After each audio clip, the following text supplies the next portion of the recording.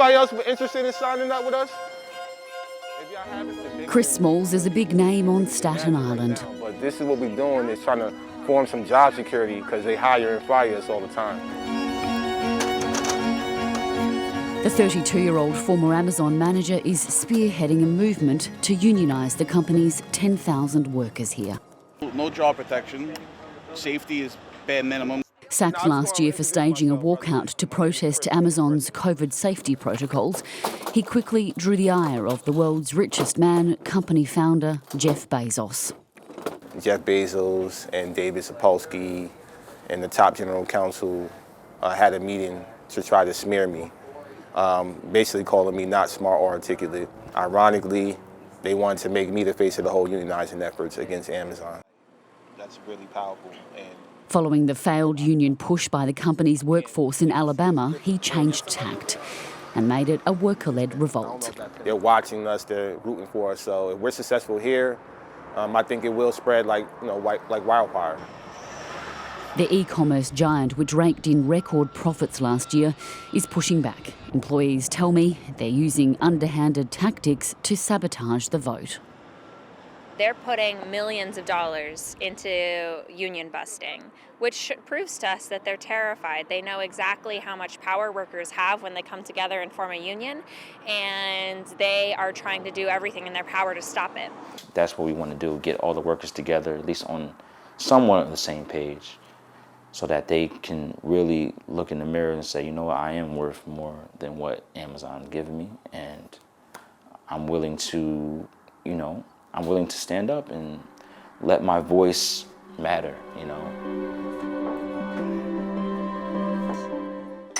Derrick Palmer has been a packer at Amazon for 5 years. That's where he met his girlfriend Kenya. I knew that. She quit over anxiety for having to meet what many workers say are unrealistic targets. How long it takes you to scan one product, finish that product and go to the next product, that's all being time. The time that is pretty much held against you. So you have to keep on that rate in order to maintain. And if you don't maintain, then that can result in disciplinary action. The union push reflects the growing labour challenges behemoths like Amazon face. The coronavirus pandemic was a reset moment for American workers. Upset, they put their lives at risk for little payoff.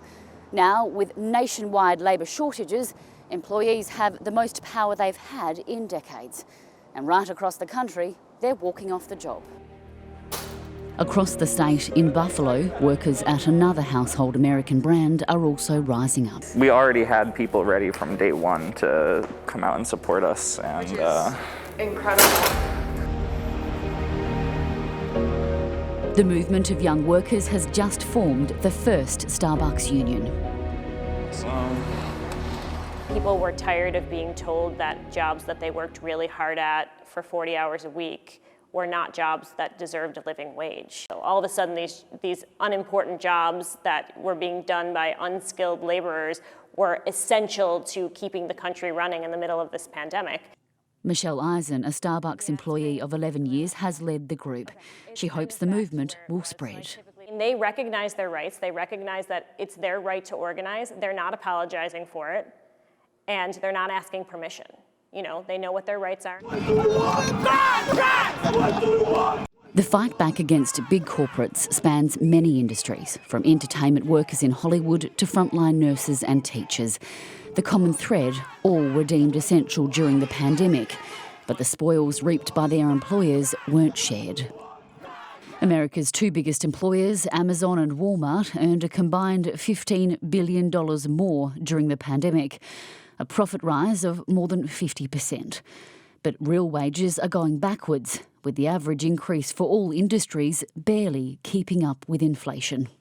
Pandemic in 2020 itself, the year 2020 was like 2020 vision for us to see the issues systemically in this country.